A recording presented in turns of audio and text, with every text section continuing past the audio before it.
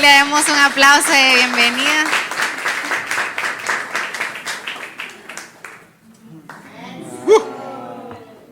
Algo quiere esta hermana. Hermanos, que Dios les bendiga. Amén. ¿Cuántos están contentos esta mañana? Qué alegría estar aquí con ustedes, compartir la palabra y disfrutar este mes, que ha sido un mes del tema de la familia. Dios tiene un interés en la familia, ¿verdad? Tiene un interés en que nosotros manifestemos su voluntad a través de nuestras relaciones, de nuestras situaciones familiares. Y pues seguimos todavía lo que resta del mes abordando este tema, así que le damos gracias a Dios por eso. Le damos gracias también a Dios porque ya van a venir nuestros pastores, hablando de familia, ya en unas 2 semanas los tenemos aquí de regreso. Sigan orando por ellos, porque hay unas administraciones que ellos van a hacer en su regreso a Miami esta semana que viene, así que cuando se acuerden también, oren por ellos. Vamos a la palabra, hermanos, acompáñenme por favor al Salmo 127.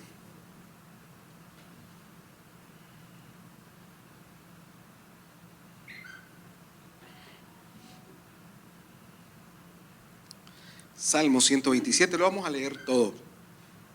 Dice así la palabra de Dios. ¿Cuántos lo tienen? Dice: si Jehová no edificare la casa, en vano trabajan los que la edifican. Si Jehová no guardare la ciudad, en vano vela la guardia.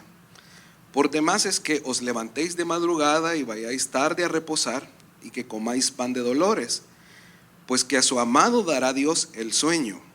He aquí, herencia de Jehová son los hijos, cosa de estima el fruto del vientre. Como saetas en mano del valiente, así son los hijos habidos en la juventud. Bienaventurado el hombre que llenó su aljaba de ellos, no será avergonzado cuando hablare con los enemigos en la puerta. Oramos al Señor. Gracias, Padre, te damos por esta mañana. Gracias por tu presencia, gracias por que hemos podido cantarte en libertad, hemos podido exaltarte. Gracias por la vida, gracias por la salud, por la provisión. Esta mañana nos ponemos en tus manos y te pedimos que tu palabra nos hable a nuestro corazón, que tu palabra hable a nuestro entendimiento. Usa mi vida para ese propósito, Señor, en el nombre poderoso de Jesús. Amén y amén. Bueno, yo quiero que desarrollemos este salmo y vamos a abordarlo de la siguiente manera. Quiero desarrollar primero el versículo 1, luego el 2 y luego del 3 al 5. Creo que hay algunos principios importantes que podemos sacar esta mañana. Hablando un poquito del Salmo, muchos historiadores concuerdan de que esto lo escribió Salomón. Por ahí hay quienes también piensan que lo escribió David pensando en Salomón, un salmo para su hijo Salomón, pero la mayoría de gente está de acuerdo en que muy posiblemente Salomón escribió este salmo. Recuerdan ustedes, y hablábamos con el pastor Miguel esta semana, la sabiduría impresionante que Dios le dio a Salomón, ¿verdad? Él se la pidió al Señor y Dios se la otorgó, y tenemos tantos escritos en la palabra maravillosos por esa sabiduría. Pero entonces, en primer lugar, yo creo que este salmo nos invita a que en nuestras casas edifiquemos y construyamos un vallado espiritual. Diga conmigo: una fortaleza espiritual. Y el salmo comienza diciendo eso: si Jehová no edificare la casa, en vano trabajan los que la edifican. Cuando la palabra dice casa, podemos entender que está hablando de la familia, ¿verdad? Por ejemplo, cuando la Biblia dice la casa de David, la familia de David. Bendijo Dios la casa de Obed-edom, o sea, está hablando de la familia de Obed-edom. La casa de Abraham. Entonces, cuando habla de la casa, habla de las personas que conforman el núcleo familiar, ¿verdad? Dios bendice la casa de la hermana Norma. Dios bendice la casa de la Zambrano. Dios bendice la casa de cada uno de nosotros, pero no es que la pared está ungida en un sentido y que si usted toca la pared, ¿verdad?, va a llorar la Virgen. No, no es una cosa como esa, sino que hay una bendición especial sobre aquellos que conforman el núcleo familiar. Si Jehová la bendice. Pero entonces estas palabras nos están diciendo, si lo pudiéramos parafrasear, es: mira, tú puedes edificar muchas cosas, tú puedes planificar proyectos, puedes tener planes, pero la pregunta es: ¿Jehová está edificando su propósito en tu casa, en tu familia? ¿Realmente le estás permitiendo al Señor que sea Él quien dirija cada una de las cosas que tú has decidido emprender como familia? Porque yo te puedo decir de que aunque estés edificando muchos proyectos y haciendo cosas, si el propósito de Dios no está siendo edificado y plasmado en la casa, la palabra dice que es en vano, o sea, aprovecha poco. Podríamos decirlo, es un desperdicio de energías y recursos estar llenándonos de tantos afanes si no estamos edificando primeramente el propósito de Dios para nuestra casa. ¿Cuál es ese plan? Esa sería otra pregunta. ¿Cuál es ese plan que yo estoy tan afanado en construir? Y quizás algunos de nosotros podemos encontrarnos con la realidad de que estamos en un afán de edificar cosas, de crear proyectos. ¿Cuál es esa situación? A mí me gustaría que hagamos un juego. Les robé un peluche de los niños. Entonces este se llama el peluche caliente, no es la papa caliente. Yo le voy a tirar el peluche a algunos, por eso que fuera suave para que no les duela. Y entonces yo les voy a hacer unas preguntas y ustedes me responden aquí con la hermana primero. Ahí está. Uy, se cayó estaba muy caliente, hermano. La pregunta es, hermana, ¿usted se acuerda qué quería hacer usted cuando era niña? ¿Qué quería hacer? Quería ser enfermera. ¿Y usted se acuerda si en algunos momentos sus padres le manifestaron qué querían ellos para usted? ¿Cuál era la idea de ellos para usted? ¿No? Ahora otra pregunta. ¿Cuál fue su sueño para sus hijos? Para alguno que recuerde, yo quería que fuera esto. Que fueran profesionales. Claro, ese era un valor. El papá es profesional, ellos tienen que ser también profesionales. Ok, vamos a tirar por allá. Ahí está, a Vladi, el peluche caliente. Vladi, ¿qué querías hacer cuando eras niño? ¿Te acordás? Piloto. ¿Y tus padres, tus autoridades, qué te animaban? ¿Te seguían ahí la corriente o tenían una idea diferente? Es bárbaro, así hubiera querido ser yo. Vamos a ver por allá, a Lara. ¿Qué quería hacer Oscar Lara?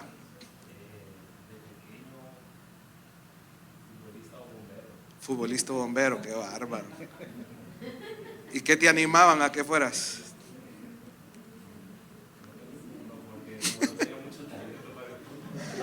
Óigalo, está de humilde ahorita. Tal vez. Vaya, pasásela ahí a alguien que tenga hijos. La hermana Norma ya quiere. Hermana Norma, ¿qué quería hacer usted de niña? Yo quería ser millonaria. Pero mi mami me alentaba que fuera maestra. Sí, porque espérese, pero es que era maestra. ¿Y usted qué quería para Normita, para su hija? Yo quería que fuera dentista. Pero nada que ver. No le hizo caso. Vamos, una persona más. ¿Quién quiere responder? A ver, si no ahí al pulso. Miguel, ya te tocó ahí. Cualquiera de los dos, pues. ¿Qué quería hacer Miguel? Igual Futbolista. Ok. ¿Y tu papá te decía algo aquí sin pena, que se sepa? No le gustaba el fútbol. Bueno, y cuando vos tengas hijos, ya proféticamente esta mañana, ¿qué te gustaría que fueran ellos?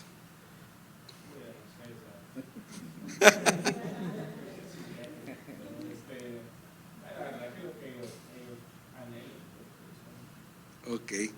Bueno, démonos un aplauso todos aquí. Hemos tenido sueños.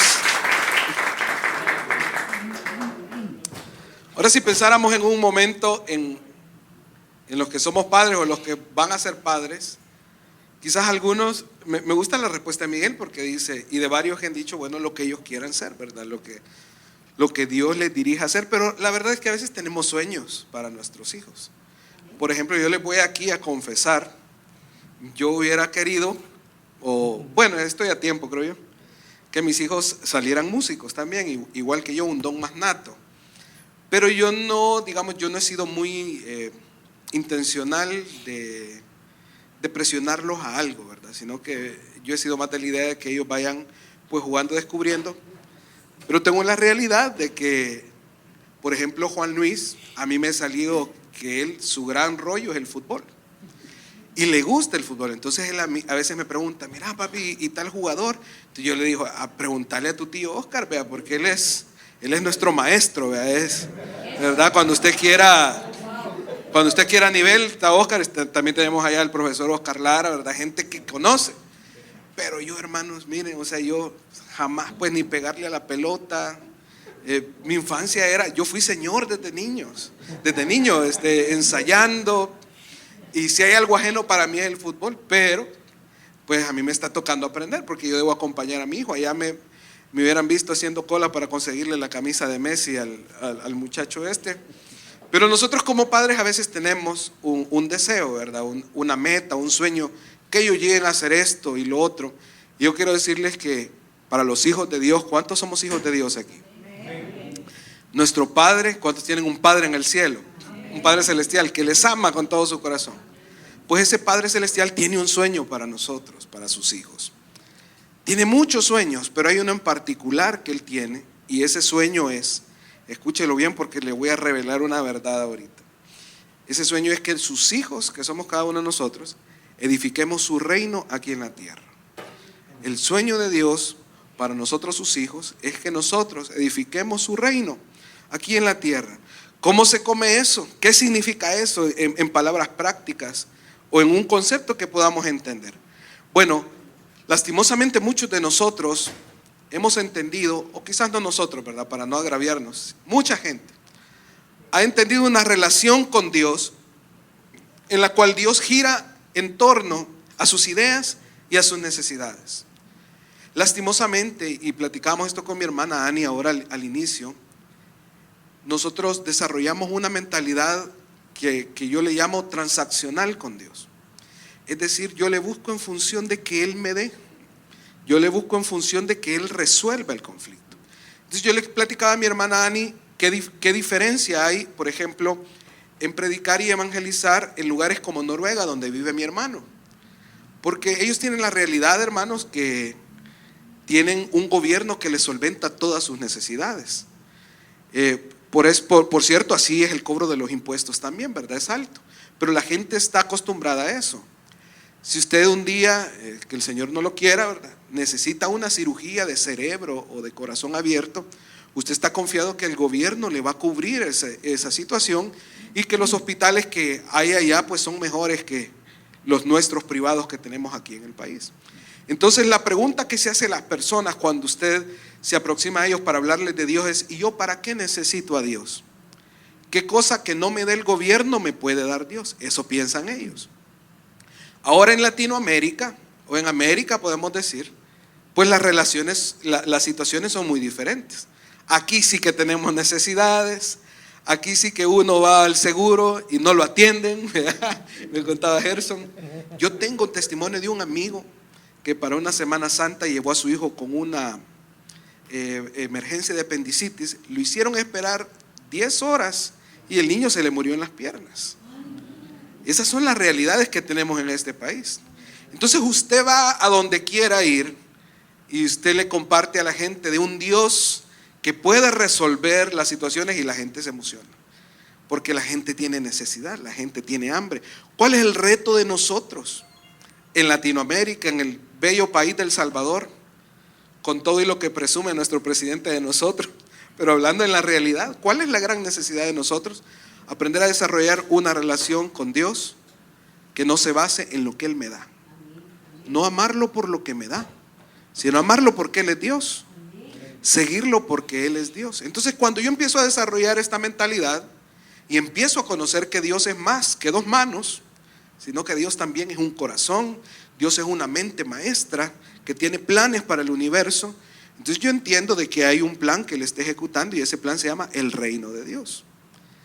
Y yo empiezo a entender de que Dios quiere, su sueño para mí como su hijo es de que mi vida gire en torno a esa gran idea de Dios. Pero como a veces no estamos en esa idea, pues nosotros estamos en nuestro propio banquete, ¿verdad? Como estaba aquella reina Basti, ¿se acuerdan? Que el rey Asuero organiza un banquete y la manda a llamar y ella dice finamente que no quiere ir, ¿verdad? El rey de Persia, una persona importante, ¿verdad? Estamos hablando de un imperio en ese momento. La manda a llamar y ella dice que no, que ella está en su propio banquete y no va. Pues ese desplante le costó ser la reina a esta mujer Basti. Y Dios luego pues permitió que llegara la reina Esther. Pero muchas veces nosotros somos como esa Basti, ¿verdad? El rey está en un banquete, nos manda a convocar para que hagamos cosas, pero no vamos porque estamos en nuestras propias actividades.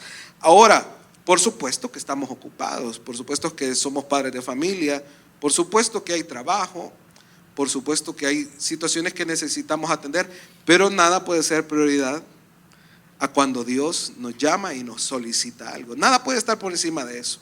Y ese es el gran sueño de Dios, que nosotros aprendamos a que nuestra vida debe girar en torno a la idea de Dios. Ya no es un Dios que cuando me queda tiempo yo lo atiendo, ya no es un Dios que cuando me queda chance yo asisto, sino que más bien cuando me queda espacio, entonces yo desarrollo las otras cosas que son secundarias, porque mi prioridad es el reino de Dios. Muchas veces nosotros nos desanimamos porque estamos tan involucrados en nuestros proyectos y esos proyectos por A o B motivo no funcionan, no se dan como nosotros queremos que se den. Y entonces viene desánimo a nuestra vida. Pero cuando tú y yo estamos en el proyecto del reino de Dios, va a ser bien difícil que nos desanimemos porque nos vamos a dar cuenta que el proyecto del reino de Dios es inmenso. Hágale así conmigo, inmenso, grandísimo. Y hermanos, sí o no, a todos nos gusta pertenecer a algo que es más grande que nosotros. Por ejemplo, la sensación que experimentamos cuando vamos a un centro comercial que está nuevo y es enorme. Yo me acuerdo cuando se inauguró Multiplaza, no se había visto un centro comercial como ese. En la parte que está por las graderías que dan de los cafés al supermercado, hay toda una pared ahí como es color como rosado, no sé, y entran unas luces y eso es grande. Yo recuerdo la emoción cuando entré ahí por primera vez. Indito, hermano, no salía mucho, me emocioné para que no me miren de menos. Pero es una sensación de que uno está en un lugar grande.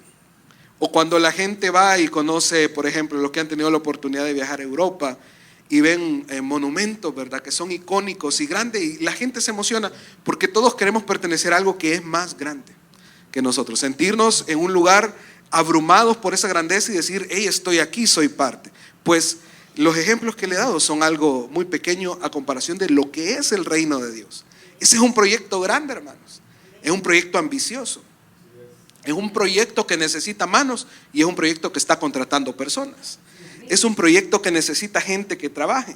Fíjense que yo tuve la oportunidad, cuando se acuerdan de Sarita Kulajay, de Guatemala. Un día me llama, un viernes en la noche. Amigo, necesito que me salves para mañana, me dice. Y yo, ¿qué pasó? Yo aquí en El Salvador y vos allá en Guate. Fíjate que hay una reunión de oración mañana y es con alabanza y no hay nadie que dirija la alabanza. Pudieras conectar tu guitarra y cantar, pero una reunión por Zoom. Sí, con mucho gusto. Y me dice, pero ahí te va, es a las 6 de la mañana. Ahí ya no se vieron los amenes, hermanos. Solo se vio el pujido. Pero me levanté, fíjense, me planifiqué lo que iba a hacer, conecté mis cables, lo que iba a ocupar. Me acosté temprano para estar a la hora, a las 6 de la mañana. Hermanos, y cuando yo entro a esa reunión, fíjense que eran un grupo como de 40 personas, orando por algo que le llamaban los Balcanes. Y yo decía, ¿volcanes o qué? Y le preguntaba a mi amiga por chat, ¿y qué es eso? Y ya me explica ella que los Balcanes son un grupo de países donde está en Macedonia, Rumania, Turquía y lugares así, que uno pues no hemos ido, no conocemos. Pero hermanos, esa gente estaba llorando. Gente de Guatemala, gente de Argentina, gente de Venezuela, llorando por esa gente. Entonces me cayó el 20, me cayó la revelación de Dios. Y sentí que Dios me dijo, hijo, es que mi plan para todas las naciones es grande. Yo tengo proyectos hasta donde tú no te imaginas. Entonces yo me sentí tan pequeño, hermanos, porque uno tiene la tendencia de pensar de que su trabajo en el ministerio es el todo del plan de Dios. Dígale que tiene la par. No, hermano, el plan de Dios es enorme. En lo que nosotros estamos aquí ahorita, Dios tiene proyectos importantísimos llevándose a cabo en este momento, que nosotros no tenemos la más mínima idea. Imagínense Dios despertar gente al otro lado del mundo, en Guatemala, otros en Brasil, llorando por personas que ni los conocen. Hermano, yo le aseguro que Dios tiene gente clamando por nosotros a esta hora, que no sabemos quiénes son.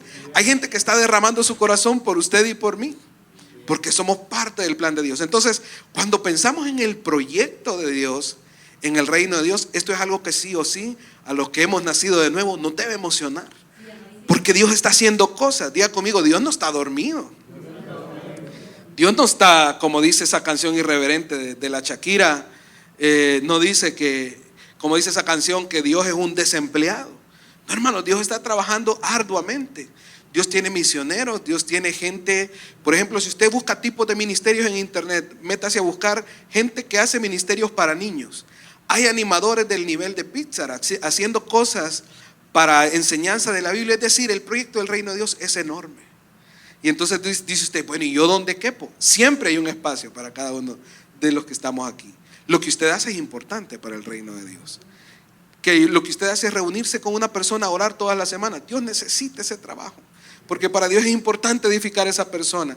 Ay, pero lo que yo hago, hermanos, es darle raya a los hermanos al final del culto. Dios necesita transporte para llevar a su gente. Entonces el proyecto de Dios es enorme, es grande, y todos necesitamos pertenecer a esto. ¿Qué es el reino de Dios? Para seguirlo poniendo en palabras simples. Y me gustaba mucho la definición que daba el doctor Myles Monroe, quien ya partió a la presencia del Señor. Y él decía que la palabra Edén en el original nos puede dar más que todo una idea de lo que es el reino de Dios. Y él decía que esta era una palabra que más que siglas eran como un acróstico que significaban reino. El reino de Dios es un punto específico donde la presencia de Dios se manifiesta. ¿Lo puede repetir conmigo? Un punto específico donde la presencia de Dios se manifiesta. Eso es lo que era el Edén. Era en toda la creación, era un punto específico donde la presencia de Dios se manifestaba. Una de las cosas que más me llama la atención a mí de la relación que tenía Adán con el Señor es que dice que Adán platicaba con el Señor a la brisa de la tarde. Es decir, había una dinámica en la cual salían. Imagínese el cuadro, ahora sí como están estos vientos de octubre. Imagínese usted en un parque soñado, caminando con la brisa, dándole en su rostro a las mujeres así con el pelo así, ondeando. Y el Señor va a la par suya platicando. Imagínese qué tremendo eso. ¿Qué le preguntaría usted? ¿Qué le diría? Bueno, Juan Luis Guerra dice que le preguntaría cómo es la piel del sol, ¿verdad? Él tiene una canción muy bonita que dice: solo he venido a estar contigo. Esa relación tenía Adán con el Señor. Ahora, el Edén era un ejemplo perfecto de cómo esa presencia y ese reino se manifiesta en un lugar a una hora específica, y se obtiene información específica, se saben cosas pertinentes para lo que se va a hacer. Pero la buena noticia es que ese diseño es para cada una de nuestras casas. Imagínese que su casa sea ese lugar donde se experimenta la brisa de la tarde y se puede platicar con el Señor. Eso sería otra cosa, hermanos. Que esa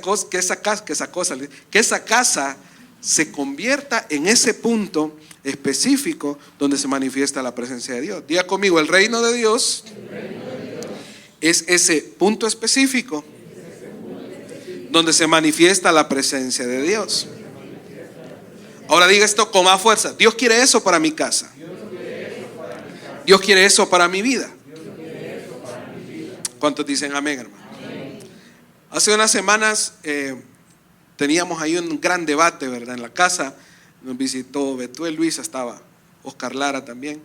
Y entonces, en medio de todas las pláticas que teníamos ahí, de repente surgió un tema, ¿verdad? Y el tema era: ¿qué vamos a estar haciendo en la eternidad? ¿Vamos a estar cantando todo el tiempo? ¿Vamos a estar acostados? ¿Vos qué decís, Marito? ¿Qué vamos a estar haciendo? Cantando todo el tiempo, volando garganta todo el tiempo, flotando. Esa es una idea que muchos tienen. ¿Qué vamos a estar haciendo? Bueno, aquí muchos pueden tener opiniones que vamos a estar haciendo, pero yo les compartí a ellos mi perspectiva de qué vamos a estar haciendo, y les digo: miren, la palabra dice que el Señor va a hacer una creación nueva, ¿verdad? También algunas ideas. Por ejemplo, vemos que el Señor, cuando resucitó, comió con los discípulos. O sea, vamos a comer. Entonces, platicando y todo, nos dábamos cuenta que vamos a tener una realidad en la cual vamos a estar haciendo algo, vamos a estar trabajando. ¿En qué? No sabemos en qué nos va a poner el Señor a trabajar. No creo que vamos a estar cantando todo el tiempo, pero sí vamos a tener unos tiempos de alabanza espectaculares, ¿verdad? Un día va a estar la banda del Rey David, y va a estar ahí de corista Ron Kenoli y algunos salmistas que conocimos aquí, y va a ser impresionante. Va a haber un resplandor que va a ser la gloria del Señor. Va a ser una cosa soñada, hermanos. Cuando nosotros empezamos a imaginar ese tipo de cosas, le vamos a perder el temor a la muerte. Vamos a querer estar ahí. Otra cosa que va a pasar cuando estemos allá es que esos malos pensamientos que ahora tenemos, ¿verdad? Cuando entra una hermana y las demás le vuelven a ver los zapatos, la cartera, a ver qué trajo. Eso allá ya no va a existir. Ya no vamos a tener malos pensamientos de pecado. Vamos a tener una conciencia totalmente renovada, redimida por el Señor. Vamos a amar estar en su presencia. Cuando nosotros descubrimos eso, entonces le vamos a perder ese temor a la muerte, pero vamos a entender que necesitamos practicar mientras estamos acá para saber qué vamos a ir a hacer allá, hermano. Imagínense, le invitan a una obra de teatro, pero lo tiran así a quemarropa de un solo y usted no sabe qué va a hacer. No, usted necesita ir y ensayar y prepararse. Y eso es este tiempo aquí. Es un tiempo corto, ¿verdad? Para los que han vivido más y hacen un ejercicio de recordar su infancia, se va a dar cuenta que el tiempo ha sido corto. El tiempo ha volado. Y usted está aquí ahora por la gracia de Dios. Los años que nos quedan todavía son para practicar qué vamos a estar haciendo, para practicar cómo adorarle, para practicar cómo oír su voz. Entonces quiero avanzar. Hay unos personajes de la palabra que entendieron esto para sus casas, para su familia. Por ejemplo, Abraham y Sara fueron un ejemplo de una familia que implementó principios que establecieron el reino de Dios. ¿Qué principios establecieron ellos, por ejemplo? Bueno, podríamos decir dos principalmente: obediencia total y fe total. Puede decirle que tiene la palabra obediencia total y fe total. Imagínese usted que está Abraham muy acomodado en una buena familia, cubiertas sus necesidades. Él está en una zona que se llamaba Ur de los Caldeos. Está él ahí, pues todo, pues tienen, me imagino que tenían sirvientes, tenían todas las comodidades que pueden haber. El mejor internet de la época, ¿verdad? No era cable color. Así que el mejor internet que tenían. Pero de repente Dios le hace un llamado y le dice: salte de esta comodidad, salte del desayunito de la mamá a tiempo, salte de esto de donde te lavan la ropa, te arreglan el cuarto, y empieza a caminar. ¿Para dónde? Camine a la tierra que yo le mostraré. Wow, eso es una fe y una obediencia de otro nivel. Pero a punta de tantos procesos que él vivió, de tantos pactos que él vivió, entonces él empezó a desarrollar una fe que fue otro nivel. Dice la palabra que él fue justificado por la fe. Cuando el Señor le pide a su hijo Isaac, él proféticamente pudo ver el sacrificio de Cristo. Y entonces de esa manera dice la palabra que él alcanzó fe. Abraham fue una persona que alcanzó las promesas de Dios. Y algo que podemos entender es que gracias a la fe que desarrolló Abraham, pues en ese tiempo se conoció que había el Dios de Abraham, pero fue tanto su traspaso de esa fe a sus familiares que luego también se supo que había el Dios de Abraham, pero también había el Dios de Isaac. E Isaac pudo replicar tanto ese modelo que entonces podemos también hablar del Dios de Jacob. Y con todo y todo podríamos hablar del Dios de José también. Una expresión diferente en la vida de cada persona. Pero algo que fue trascendental en la vida de Abraham es que él aprendió a conocer el camino de Dios. Diga conmigo: el camino de Dios. Mire que no le dije los caminos de Dios, sino que le dije el camino de Dios. Porque el camino de Dios es personal para cada uno de nosotros. El camino de Dios va a ser algo que no nos podemos librar y hay que transitarlo. El camino de Dios para el hermano Vinicio es muy diferente al camino de Dios para el pastor Carlos González, porque son personas diferentes. Y en las generaciones de Abraham nosotros podemos ver eso. Por ejemplo, Dios le habló a Abraham de una forma, a Isaac le habló de otra, a Jacob le habló de otra, a José le habló de otra. Es decir, Dios va a desarrollar un lenguaje con cada uno de nosotros y con cada una de las generaciones. Por eso no podemos pretender que Dios le hable de la misma manera a la generación nueva que como le habló a la generación anterior, porque las condiciones son otras. Por ejemplo, en la generación de mis padres, cuando ellos se dedicaron al ministerio, mi hermano Nelson Barrera también, ¿cuál era? Solo para mencionar una diferencia, ¿cuál era el contexto político de este país, por ejemplo? Era guerra. ¿Cuáles eran los desafíos que tenía la juventud para esos tiempos?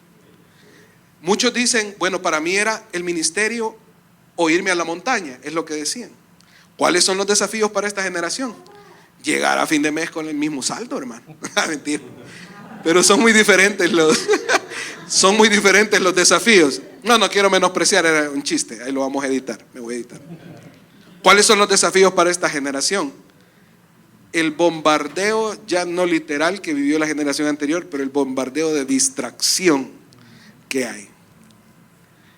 El encajarse en una máquina que le dice cómo deben de pensar. ¿Sabía usted que la red social de Instagram es una fuente de depresión terrible en Estados Unidos? Le han hecho llamadas de atención porque se presenta una realidad que no es cierta. Muchas de las cosas que usted ve ahí no son reales. De hecho hay memes, ¿verdad?, que dicen cómo se ve en las redes sociales, cómo se ve la persona en la realidad.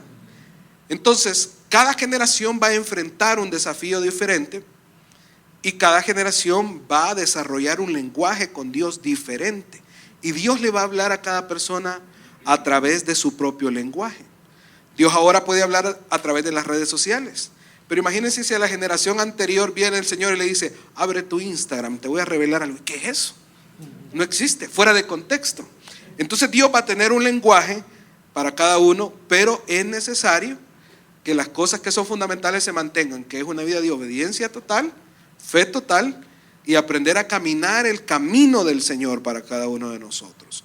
Noé y su familia también fueron un ejemplo de obediencia total. Imagínense, Dios le habla de algo que nunca ha sucedido, ¿verdad? Esa generación de humanos no conocía la lluvia, pero Dios le dice que va a caer agua del cielo y que prepare un barco, porque no va a ser poquita agua, que va a ser mucha. Noé se tira tantos años construyendo el arca por algo que él no ha visto, pero que le cree a Dios que va a pasar. Y no solo eso, lo hace con la oposición de la gente que se está burlando constantemente de él. Hay fe y confianza en Dios, pero también Noé y su familia tenían rectitud y justicia, porque si no, Dios no los hubiera salvado. Fueron los únicos que Dios permitió que se salvaran, porque eran valores. Era una familia recta, justa. Paciencia, hermanos. ¿Cuándo voy a ver lo que Dios me ha prometido? Paciencia. Construyendo y con paciencia. Y luego, cuando vieron la respuesta, gozo de haber sido salvados, hermano. Algo que el cristiano y usted y yo no debemos de perder y más bien recuperar es el gozo de la salvación. A veces andamos bien cabizbajos, hermanos, por algo que no nos funcionó, por algo que no pegó, por algo que no pude comprar, que es lo peor. Y se nos olvida que la fuente de gozo más importante ahí está, su salvación. Usted iba, al igual que yo, íbamos de la mano a una muerte eterna, a una condenación eterna, pero el Señor Jesucristo no nos dejó en esa condición. Eso despierta en mí un gozo. Eso despierta en mí algo que no lo puedo explicar. Tengo una esperanza del gozo. También Noé con su familia fue un agente de pacto, ¿verdad? Dios hizo un pacto con ellos. Pero también Noé nos deja una enseñanza que nuestras familias deben tener: perseverancia hasta el final. Diga conmigo: perseverancia hasta el final. Porque don Noé en los últimos días se salió un poquito del huacal, ¿verdad? Recuerdan ustedes que plantó un viñedo y se emborrachó y hubo ahí un episodio tremendo que terminó en maldición para parte de su generación.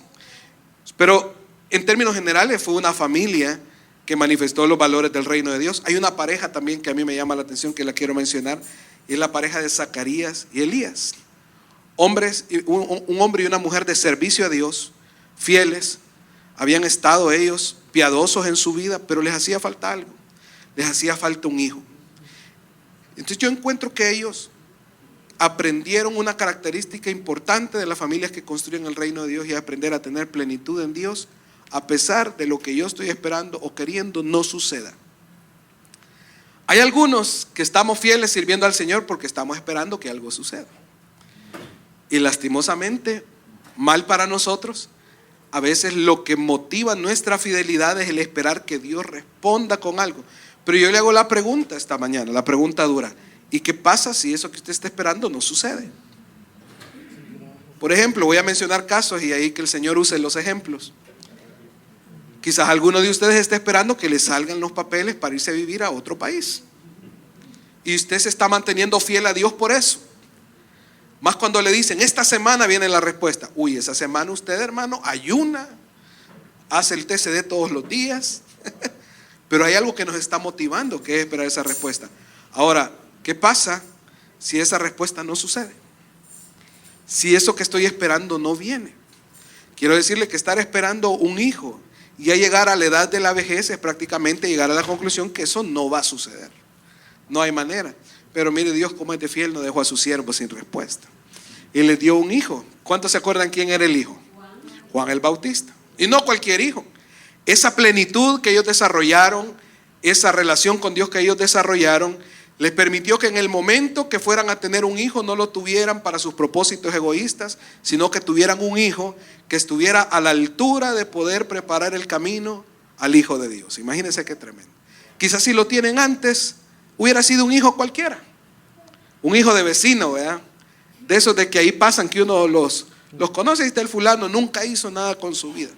Pero el proceso de Dios en la vida de ellos fue tan especial que cuando vinieron a ver la respuesta no la tomaron para ellos mismos. Es como lo que pasó con Ana, que cuando vinieron a ver su respuesta, entonces pudieron edificar una descendencia que preparara el camino al Hijo de Dios. Hermanos, Dios quiere que nosotros preparemos una descendencia que aliste el camino a lo que Dios va a hacer en este tiempo.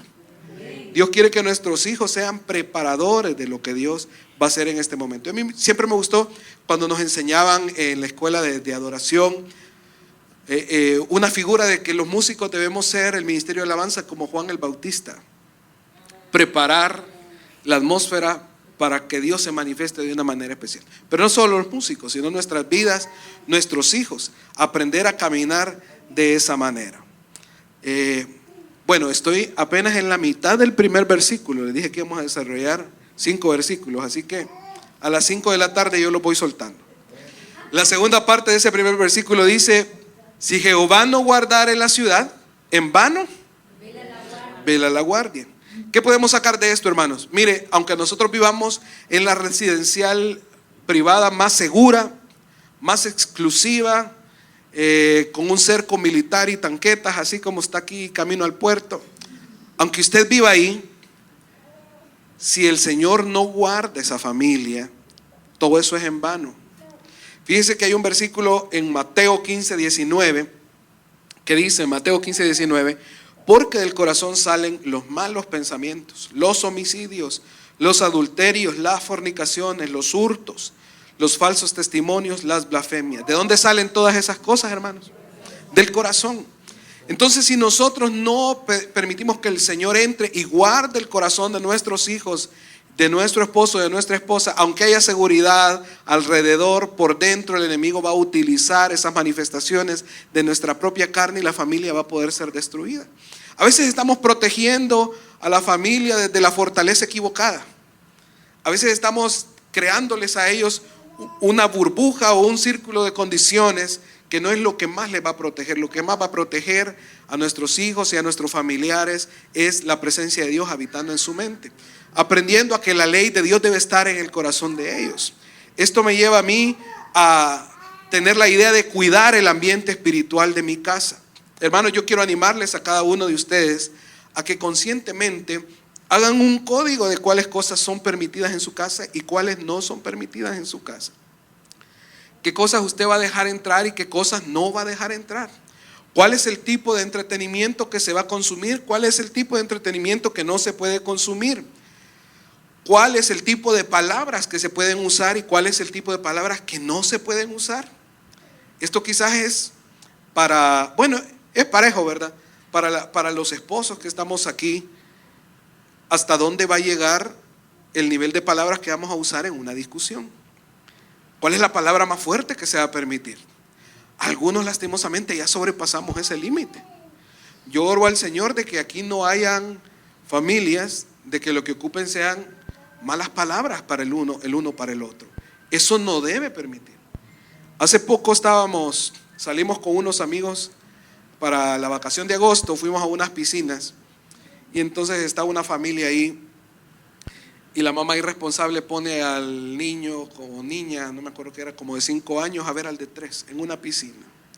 Entonces el de 3 se le empieza a hundir y la mamá le empieza a decir al de 5, sos una hijo de tanto. Y mire, hermano, yo me enojé tanto. Yo tenía ahí una botella de gaseosa, me dan ganas de tirársela, marito. Pero irresponsable la mujer, pero imagínense cómo ha permitido el límite, el tipo de palabras que están acostumbrados en esa casa. Esas criaturas así van a hablar, si no es que así hablan ya. dentro de poco. Entonces, ¿qué cosas yo permito? ¿Qué cosas no puedo permitir? Fue como cuando a Obed-Edom le llevaron el arca de la presencia de Dios, ¿verdad? Y hemos aprendido que Obed-Edom tenía una familia que era bastante carnal, pero a raíz de que la presencia de Dios llegó a su casa, algo tuvo que cambiar, porque si no se podía morir, ¿verdad? Y el arca había dejado más de 20,000 víctimas en todo el trayecto que le habían andado. Entonces, ¿qué cosas vamos a permitir en nuestra vida, en nuestra familia, en nuestra casa? El versículo 2 del Salmo 127 dice: por demás es que os levantéis de madrugada y vayáis tarde a reposar, y que comáis pan de dolores, pues que a su amado dará Dios el sueño. Si lo decimos de otra forma es: amado, por demás es que estés madrugando tanto y esforzándote tanto, y al final de cuentas estás durmiendo hasta mal, porque estás cansado, porque estás agotado. Pero si tú permites de que yo con mi presencia llene todo en esa casa, yo te voy a hacer descansar. Eso es lo que nos está diciendo el versículo. Yo te voy a dar reposo. Hermanos, no levanten la mano, pero ¿cuántos han estado experimentando quizás que duerme pero no descansa? Y allá va otra vez, ¿verdad? Y a mí siempre me da risa, perdón que voy a usar el ejemplo, el tweet del lunes de la Cindy, yo ya me lo puedo, porque siempre, ¡ay, el lunes otra vez! ¿Cómo es posible que sea el lunes otra vez? Pero es la verdad, hermanos, muchos de nosotros estamos cansados y decimos, ¿cómo es posible, verdad? Que el fin de semana se fue así, o a veces salimos y como que no descansamos. Es porque, hermanos, muchas veces estamos estresados y no estamos en las manos de reposo del Señor. Entonces este versículo nos está diciendo eso. O sea, no está mal que te esfuerces, está bien, esfuérzate, pero que sea yo quien dé ese sostén, ese mantenimiento a tu corazón, a tu casa, para que pueda ser yo el que te dé un sueño que sea reparador, para que sea yo el que te haga descansar. Hermanos, para poder descansar en el Señor tenemos que involucrarnos más en Él y en su reino, en lo que Él nos demanda a cada uno de nosotros. Yo quiero animarles a que nuestras familias sean familias que tengan como prioridad el servicio al Señor. Yo quiero que le diga a su hermano: la pandemia ya, sí, dígale, la pandemia ya se terminó, dígale. O dígale así mejor: el confinamiento ya se terminó.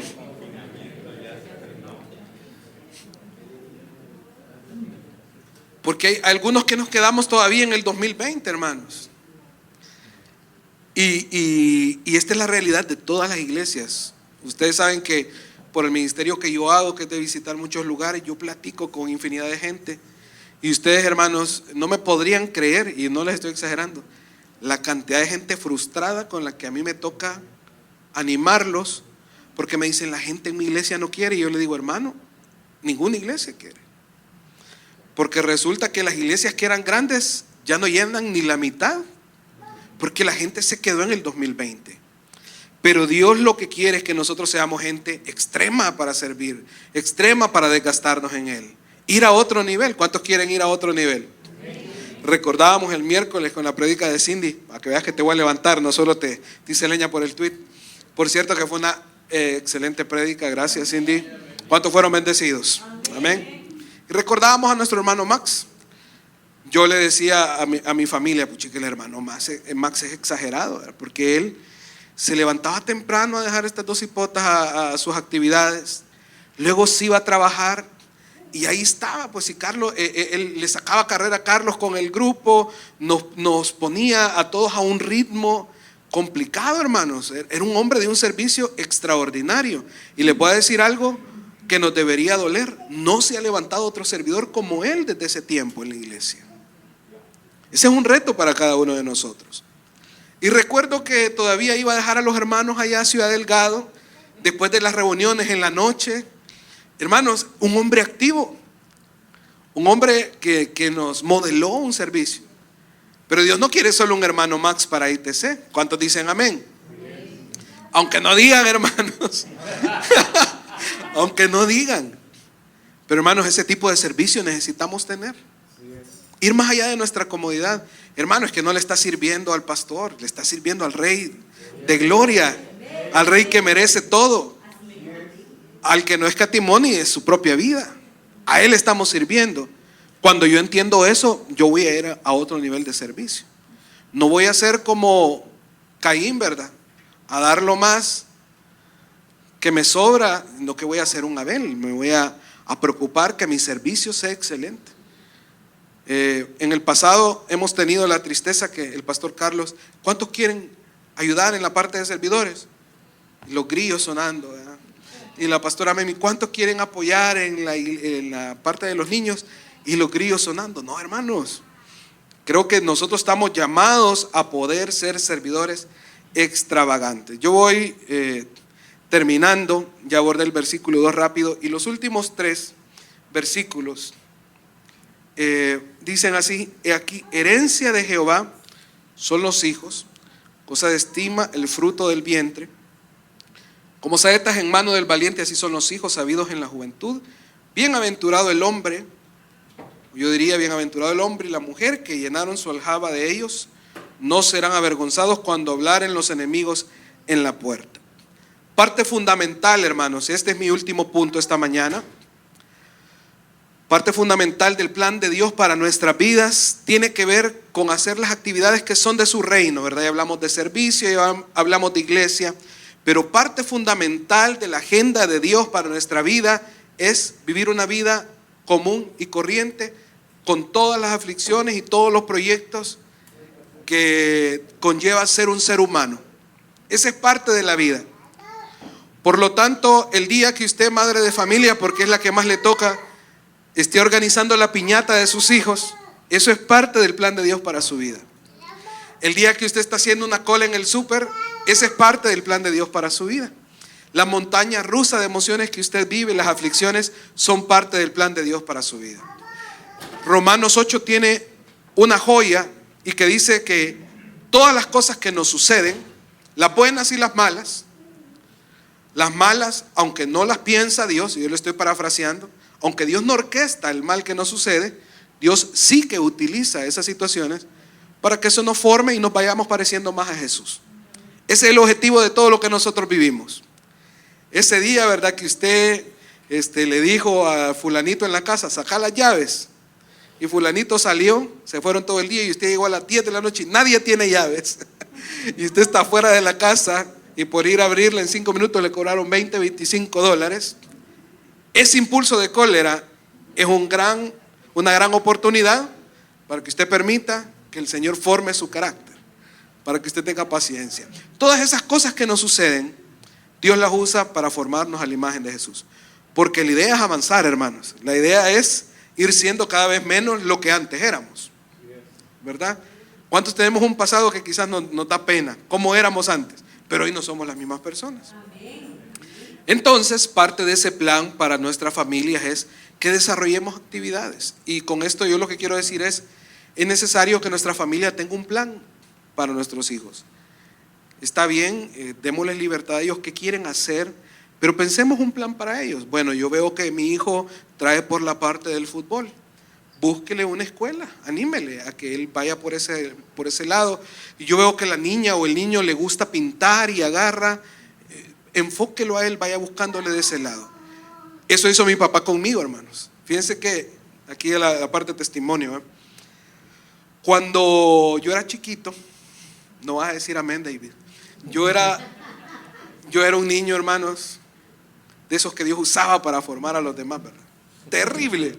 A tal punto, mi papá les ha contado, mi hermano y yo, mi papá no hallaba qué hacer con nosotros y me acuerdo que hasta nos llevaron a una psicóloga de la iglesia y la hermana ahí me hizo unas evaluaciones, me puso a pintar unos volados y entonces le dijo que yo estaba bien, lo que pasa es que yo le estaba reclamando atención, ¿verdad? Entonces mi papá en su juventud había pertenecido a un grupo de música folclórica. ¿Se acuerdan que hace algunos años tuvimos ese grupo en un aniversario, los que tienen más tiempo? Entonces mi papá dijo, bueno, vamos a probar en la música, ¿verdad? Y me llevó a los ensayos de ellos. Y entonces me puso en las manos del doctor y pastor Salvador Solano, que ha sido el ginecólogo de la familia y es un excelente músico. Él me enseñó a tocar flauta. Yo a los 8 años fue ese cambio y de ahí yo dejé de ser un niño de pelotas y juguetes y cosas así y yo me volví un niño de ensayo. Y mi papá se tomó la tarea conmigo. Me acuerdo que todavía en esos años, en mis 8, 9 años tal vez, al final del año había una cosa de fútbol y mi hermano iba porque mi hermano Daniel era muy hábil para el fútbol y yo quería ir al fútbol y le decía a mi papá, quiero ir a jugar, y me decía, usted tiene que ensayar. Y tenía un sumetrónomo de esos que van midiendo el tiempo, que eran de cuerda. Detestaba ese animalito yo porque me ponía él a ensayar y miren, ahí donde ve mi papá tiene un gran oído musical. No, está desafinado otra vez. Y él trabajando en sus cosas y me ponía ahí a ensayar. O de repente recuerdo que agarrábamos carretera a Quesaltepeque, por ejemplo, al pueblo de él, y me decía, llévate tu flauta, me decía. Entonces él, aunque él tiene buen oído, pero no sabe cantar, desafina un gran montón, y se iba tarareando melodías y a adivinar yo cuál melodía era. Y él me pedía que la tocara exactamente. Entonces, él se enfocó en mí en esa parte, y esa parte dio frutos. Luego ya le delegó más esa tarea a Carlos, ¿verdad? Carlos me llevaba a los ensayos del Ministerio de Alabanza. Entonces, digamos, cuando yo conocí a Vilma, allá por mis 16 años, yo ya tenía la vida resuelta, ¿verdad? Yo en mi mente le decía, yo quiero hacer esto, quiero hacer lo otro, y ella dice que por eso se enamoró de mí, dice, porque me vio bastante seguro. Pero yo ya sabía que algo con la música tenía que ser. Pero tuve un papá que le invirtió a eso. Y así también le invirtió y le buscó a todos los demás. En el área de Betuel también ellos le apoyaron en cosa de que él tiene de las ideas del emprendedurismo, y le fue buscando también el lado. Le seguimos buscando ahí el lado al muchacho todavía. Pero hay un trabajo de los padres. Entonces mi último punto es invitarles a que hagamos un proyecto para nuestra familia. Por ejemplo, si en su familia lo que ha habido es una tradición de hacer pupusas, forme ese negocio, hágalo bien. Por ejemplo, el negocio de Santa Tecla del Peche Cosme, ¿verdad? Por mucho tiempo era de un señor que había sido no sé qué de fútbol, y uno entraba y habían unas fotos ahí, pero era una pupusería más. Pero ahora ese es un proyecto muy, muy robusto, porque le han dado una forma, una visión. Es decir, uno identifica que en esa familia hay una dirección, para dónde vamos.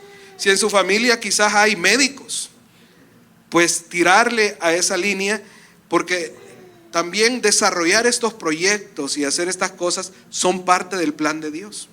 Necesitamos empresas que sean firmes para que den testimonio del reino de Dios.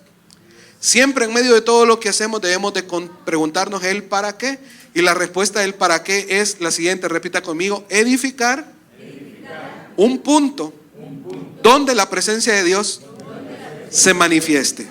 Ahora, donde la presencia de Dios se manifiesta, afecta a las demás personas y somos de influencia para los demás. Usted necesita ser de influencia para los demás. Usted necesita involucrarse en las actividades del reino de Dios. Eso es lo que estamos llamados a construir como familias, el reino de Dios. ¿Cuántos quieren construirlo, hermanos? Pónganse de pie, vamos a orar esta mañana y vamos a pedirle al Señor su gracia para hacerlo. Padre, te damos infinitas gracias, bendecimos tu nombre este día, porque tú tienes un gran proyecto, y ese proyecto es el reino de Dios, y nuestras familias están llamadas a edificar ese reino. Te pedimos que lo podamos construir juntos, con nuestros hijos, con nuestra esposa, con nuestro esposo. Si nuestra familia tiene influencia aún sobre cuñados, primos, tíos, que todos juntos, Señor, podamos edificar tu obra en medio de nosotros. Te pedimos perdón si hemos andado en otro banquete cuando tú nos has convocado, Señor, al tuyo.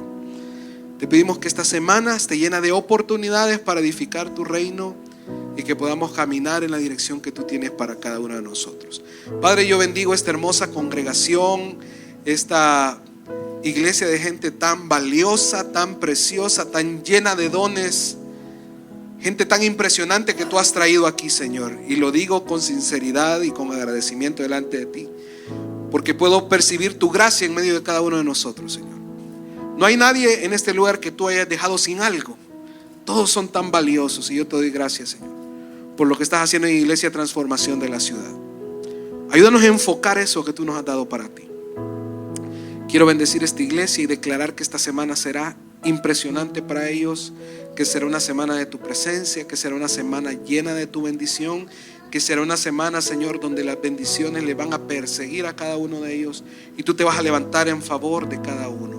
En el nombre de Jesús, si usted lo reciba, diga amén, y le damos un fuerte aplauso al Rey de Gloria. Aleluya.